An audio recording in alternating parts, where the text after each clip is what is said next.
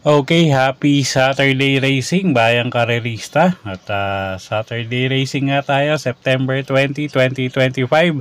At meron tayong 7 karera para sa Metro Turf, no? At start time natin alas 4 ng hapon at simulan na nga natin yung mga giya para sa araw ng Sabado, September 20. Okay, race number 1 tayo, start ng winner take all. 3-year-old and above maiden race non-placers. Distansya 1,400 meters. Meron tayong 7 kalahok dito. Okay, first choice natin dito, kalahok numero 2 na rin, Super Dancer. Si Elad Bincola yung re-renta dyan. Medyo magang yung laban niya ngayon at medyo sanay sa mabigat na laban to, no? So siya yung first choice natin, numero 2, Super Dancer. Second choice na rin natin yung kalahok numero 3, couple entering Gentle Force at Arcturus. JC Baricol at Pati Dilemma naman yung re-renta dyan sa couple entry na yan at from the Avalos stable yan. So sila yung second choice natin. Okay, so sa race number 1, first choice nga numero 2, Super Dancer. Second choice, couple entering numero 3, Gentle Force at Arcturus. Okay, race 2 tayo. Class 5, 17 to 41 bracket, start ng peak 6. Distansya 1,400 meters. Okay, halos lowest group tayo dito, no? First choice natin, numero 1, Misha. Si Elad Bincola yung sasakay dyan. At isang dramating kabayo, baka mapaborin distansya sa kanya. Second choice natin, yung kalahok numero 4 na si Kalanggaman Island. Si Aspari Jr. naman yung sasakay dyan. At pag nilabas yung connection to, tingin ko malaki rin panalo at masyado na rin mababa sa grupo to, no? Third choice nga natin dito, yung kabayo ni dating kabayo ni Boss JC, no, na si Chef Cat. JD Huko naman yung sasakay dyan at siya nga yung third choice natin dito. Okay, so sa race number 2, first choice numero 1, Misha. Second choice, kalahok numero 4, Kalanggaman Island. At third choice, numero 5, Chef Cat. Okay, race 3 tayo. Start ng peak 5, class 4, 42 to 56 bracket. Distansya, 1,400 meters. First choice natin dito, kalahok numero 7, na si Super Majority. Si Elad Bincola yung sasakay dyan. Medyo mainam yung huling ikinilos nito. So tingin ko malaki panalo ngayon. At second choice natin yung kalahok numero 1 na si Brown Missile, isang imported horse. O'Neal Cortez naman yung re-renta dyan. At third choice nga natin yung kalahok numero 12 na si American Paria. Louis Lunar naman yung sasakay dyan. Okay, so dito sa race number 3, first choice nga natin, kalahok numero 7, Super Majority.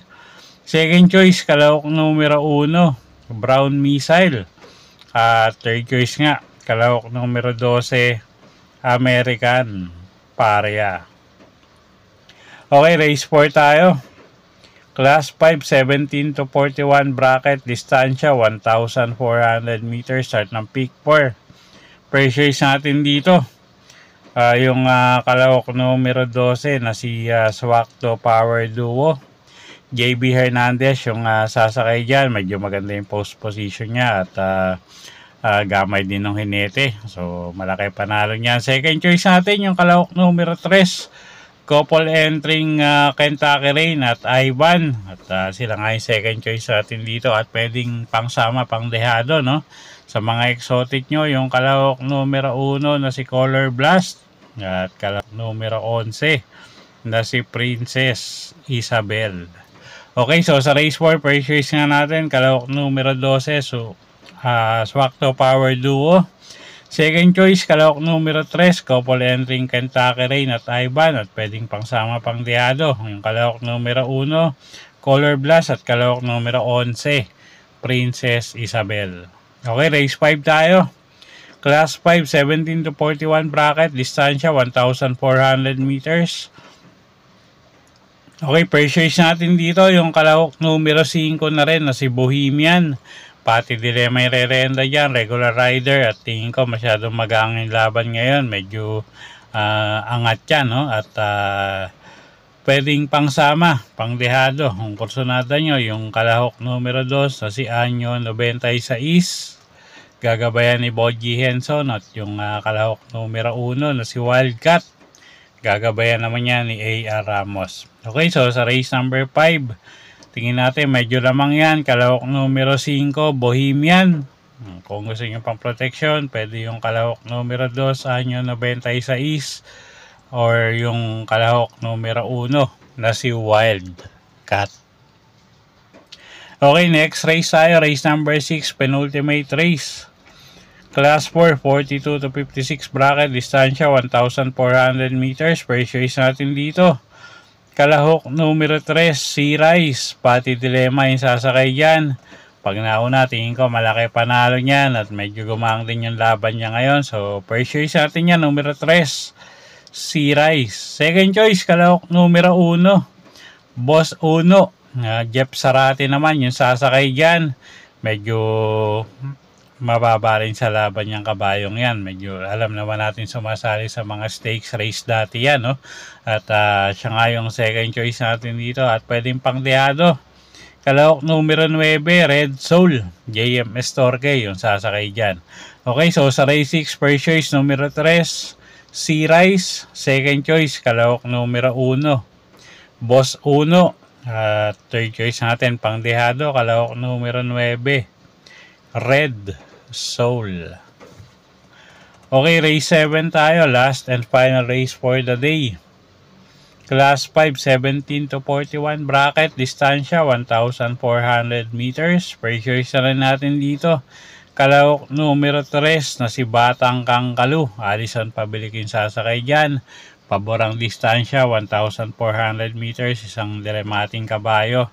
So, first choice natin yan. Second choice, kalahok numero 9, Atomic Bomb. Gagabayan naman ni Boji Henson. Nakaraan, medyo nag-improve na yung takbo niya, no? So, tingin natin mag-uumento pa yan. At siya nga yung second choice natin. At third choice natin dito, kalahok numero 8, Bagsikat din. Charles Reyes naman yung sasakay dyan. At galing sa isang napakagandang takbo nakaraan yan. Talagang medyo mabigat lang yung nakalaban. So, second choice natin ngayon yan, no? Third choice natin ngayon yan, kalahok numero 8, Bagsikat din. Okay, so sa race 7, first choice nga, numero 3, Batang Kangkalu. Second choice, kalahok numero 9, Atomic Bomb. At third choice, numero 8, Bagsikat din.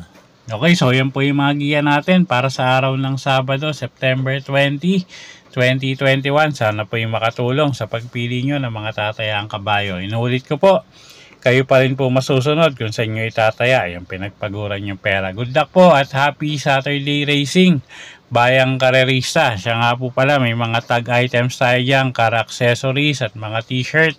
Kung gusto nyo, order lang po. Good luck po.